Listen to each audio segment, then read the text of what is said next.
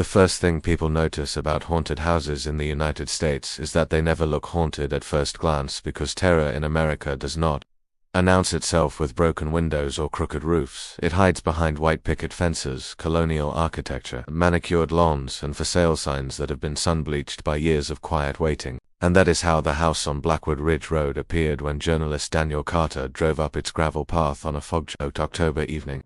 Unaware that this house, like hundreds scattered across the country from Louisiana plantations to New England mansions, from abandoned Midwest farmhouses to forgotten desert motels, was not merely haunted but hungry. Because American haunted houses do not just trap ghosts, they preserve them like history, feeding on tragedy the way soil feeds on bones, and the Blackwood house had been feeding for over 2 centuries. Ever since the land was stolen, the first family slaughtered, the second family driven mad, the third vanished without explanation, and every family afterward learned too late that walls remember screams longer than people remember names. Daniel had come seeking stories, armed with a recorder and skepticism, planning to connect Blackwood house to a larger pattern he had noticed during his travels across the USA, how so many haunted houses shared eerily similar traits despite being separated by states, eras, and cultures. Children laughing where no children lived, footsteps pacing hallways at 3:17 a.m., mirrors reflecting people who were not present, basements that smelled like wet earth even in drought,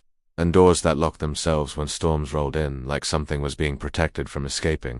And as Daniel stepped inside Blackwood House, the door closing behind him with a softness that felt intentional, he felt the same pressure he had felt in other haunted houses across the country, a subtle compression of air like the house was inhaling, and immediately his recorder crackled with whispers, layered beneath static voices overlapping in accents from different centuries. Southern drawls, Puritan whispers, immigrant sobs, each voice belonging to someone who had once believed this house, or one like it, could be a home.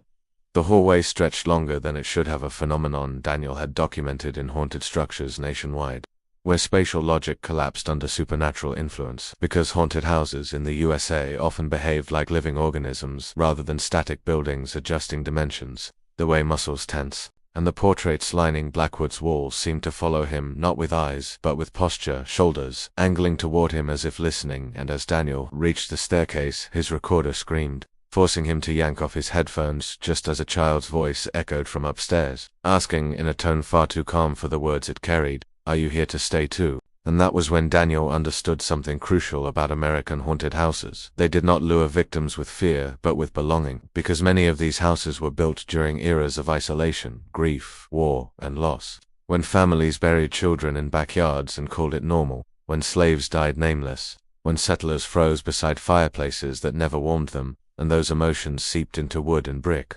staining structures until they could reproduce pain the way mold reproduces spores. Daniel climbed the stairs despite every instinct screaming to leave, just as others had done in houses across the USA, from the Myrtles plantation to the Whaley house, because haunted houses exert a psychological gravity, bending curiosity into compulsion. And on the second floor, the temperature dropped sharply, his breath fogging the air as the bedroom doors began to creak open one by one, revealing rooms frozen in different time periods. A phenomenon Daniel had heard survivors describe elsewhere: one room containing a Civil War era bed with blood-darkened sheets, another a 1950s nursery with a rocking crib moving on its own, another an empty room that smelled like gasoline and regretted. When Daniel stepped into the nursery, the rocking stopped abruptly, replaced by silence so heavy it pressed against his ears. And suddenly he was no longer alone, because the walls began whispering stories not meant for human minds, stories of families who moved west believing in the American dream only to die screaming in unfamiliar darkness, of immigrants locked inside burning tenements,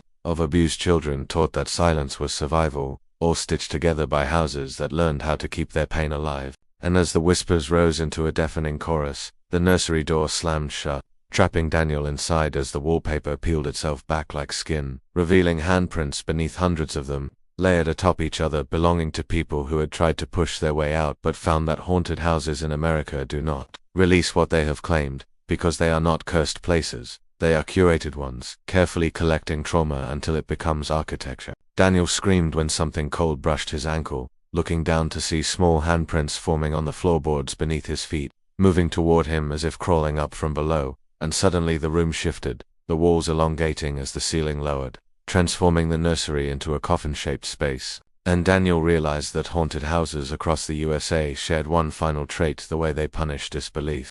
Because skepticism was not protection but invitation, and when the floor gave way beneath him, he fell into the basement, the same kind of basement found in countless haunted American homes.